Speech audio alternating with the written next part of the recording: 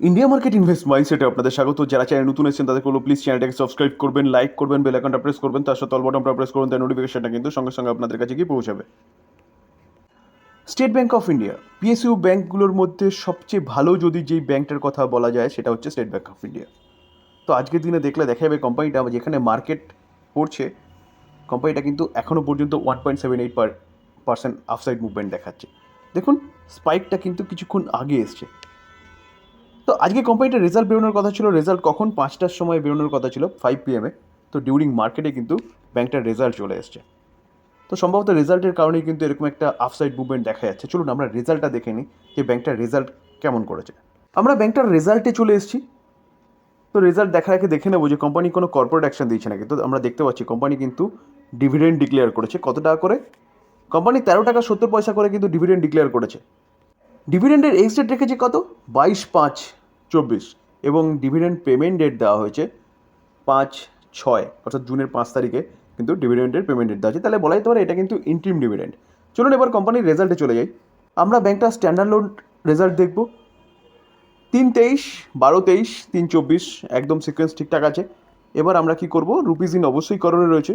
আমরা ব্যাংকটার total income দেখে নেব। তো টোটাল ইনকাম দেখলে দেখা যাবে ব্যাংকটা কী করেছে। এক বছর আগে করেছে হচ্ছে 1,06,912, সেটা হয়েছে কত? 1,28,411 এবং কোয়ার্টারলি 1,18,992টা 1,28,411। তো দেখা যাচ্ছে ইয়ারলি এবং কোয়ার্টারলি ব্যাংকটার যে ইনকাম সেটা কিন্তু বেড়েছে।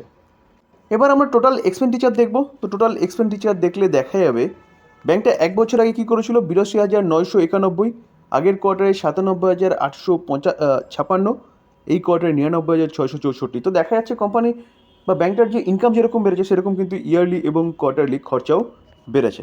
তো ইনকাম মাইনাস এক্সপেন্সেস করলে পরে কোম্পানির অপারেটিং প্রফিট পাওয়া যায়। তো আমরা অপারেটিং প্রফিট দেখে নেব, যেটা হচ্ছে ইনকাম মাইনাস এক্সপেন্সেস করলেই পাওয়া যায়, যেখানে কোনো রকম কোনো অ্যাডজাস্টমেন্ট কিন্তু হয় না। তো দেখলে দেখা যাবে দেখুন এক বছর আগে 24,621 কোটি, আগের কোয়ার্টারে 20,336 কোটি, এই কোয়ার্টারে 28,748। তো 20,600টা 28,700 হয়েছে, অনেকটাই জাম হয়েছে ইয়ারলি, এবং কোয়ার্টারলি 20,300টা কিন্তু হচ্ছে 28,700 হয়েছে। তো ইয়ারলি কোয়ার্টারলিও কিন্তু ভালো জাম্প হয়েছে। ইয়ারলি 24,600টা হয়েছে, 28,700, ইয়ারলিও ভালো জাম্প হয়েছে।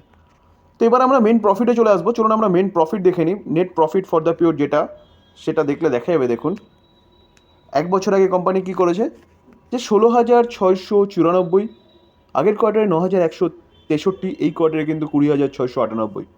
তো দেখা যাচ্ছে ইয়ারলি 16,900টা 20,600 হয়েছে এবং 9,100টাও কিন্তু 20,600 হয়েছে। তো কোয়ার্টারলি ডবলের বেশি হয়েছে, ইয়ারলিও কিন্তু ব্যাপক জাম্প করেছে।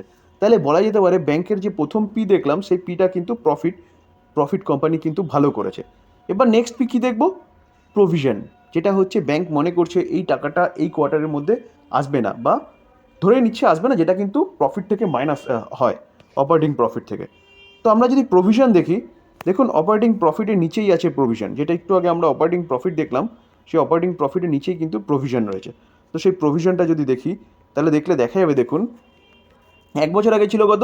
3,315 কোটি, যেটা আগের কোয়ার্টারে 687 কোটি, এই কোয়ার্টারে কিন্তু 1,609 কোটি।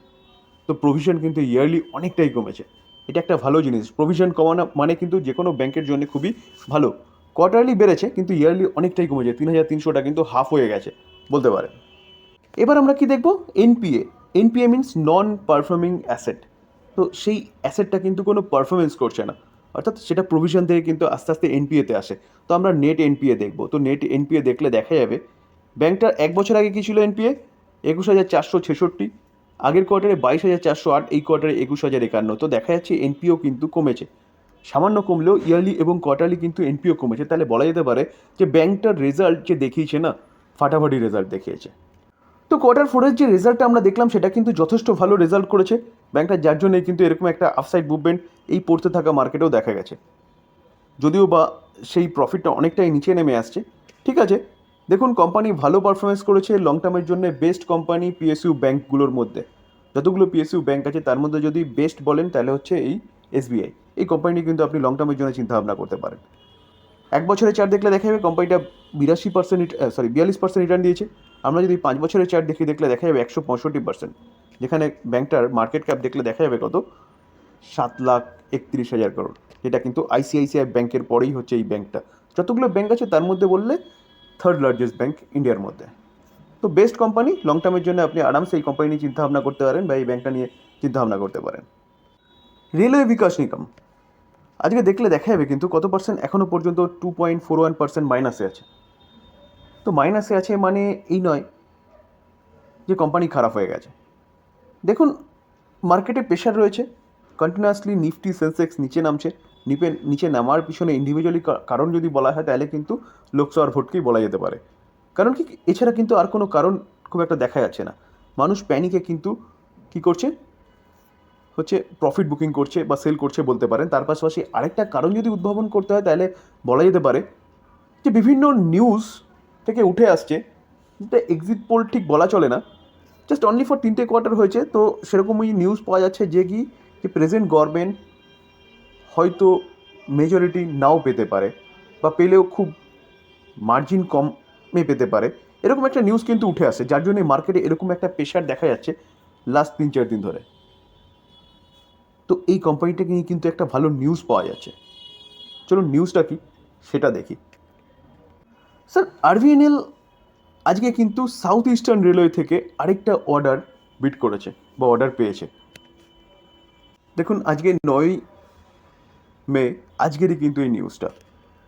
দেখুন, এই আর্টিকেল দেখলে দেখা যাবে যে Rail Vikas Nigam limited has been received letter of acceptance from কার কাছ থেকে, সাউথ ইস্টার্ন রেলওয়ে। কিসের জন্য? ডিজাইন, সাপ্লাইন এবং testing commission for the upgradation electric tracking system. ঠিক আছে, এই যে প্রজেক্ট কস্ট বলছে কত, 167 করোড়। তো 167 করোড়ের একটা কিন্তু প্রজেক্ট আরবিএনএল পেয়েছে। স্যার, কিছুদিন আগে আমরা দেখেছিলাম যে এই আরবিএনএল, কিছুদিন আগে মিনস এপ্রিলে দেখেছিলাম যে সাউদার্ন রেলওয়ে থেকে কিন্তু একটা ভালো অর্ডার পেয়েছে, ইস্টার্ন রেলওয়ে থেকে একটা ভালো অর্ডার পেয়েছে, এখন কিন্তু সাউথ ইস্টার্ন থেকেও একটা ভালো অর্ডার পেয়েছে। তো এই কোম্পানি কন্টিনিউয়াসলি কিন্তু একের পর এক অর্ডার পাচ্ছে। ভালো কোম্পানি অর্ডার পাচ্ছে, তো সেই জায়গায় দাঁড়িয়ে অর্ডারের রিফ্লেক্ট কিন্তু অর্ডার কমপ্লিট করার পরে পাওয়া যাবে।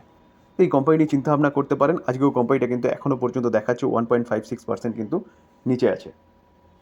লং টার্মের জন্য একটা বেস্ট কোম্পানি। ইনফ্রাস্ট্রাকচার ডেভেলপমেন্টে এর বড় যোগদান কিন্তু রয়েছে, শুধু রেলওয়ে নয়, টোটাল ইনফ্রাস্ট্রাকচার ডেভেলপমেন্টে এই কোম্পানিটার ভালো একটা যোগদান রয়েছে।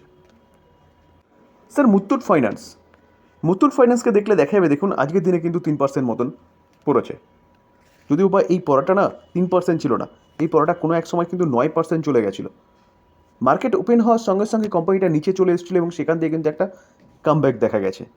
তো কেন হঠাৎ করে এতটা পড়েছে, এর পিছনে কী নিউজ পাওয়া যাচ্ছে সেটা দেখব। দেখুন, মানাপুরম ফাইন্যান্স, এই মানাপুরম ফাইন্যান্সকে দেখলে দেখা যাবে কিন্তু আজকের দিনে 6%, 6.5%-এর উপরে কিন্তু এখনও নিচে আছে। তো এই কোম্পানিটাও কেন পড়েছে, দুটো কিন্তু একই কারণে পড়েছে। চলুন এবার কেন পড়েছে সেটা একটু বোঝার চেষ্টা করি। দেখুন, মুথুট ফাইন্যান্স এবং মানাপুরম ফাইন্যান্স এই দুটো কোম্পানি কিন্তু মার্কেট ওপেন হওয়ার সঙ্গে সঙ্গে পড়েছে, যেটা একটু আগে দেখিয়েছিলাম। তো দেখানোর পিছনে, পড়ার পিছনে যদি কারণ বলেন তাহলে সেই আরবিআই কী করেছে, ক্যাশ ডিসবার্সাল অ্যাডভাইজারি কিন্তু জারি করেছে।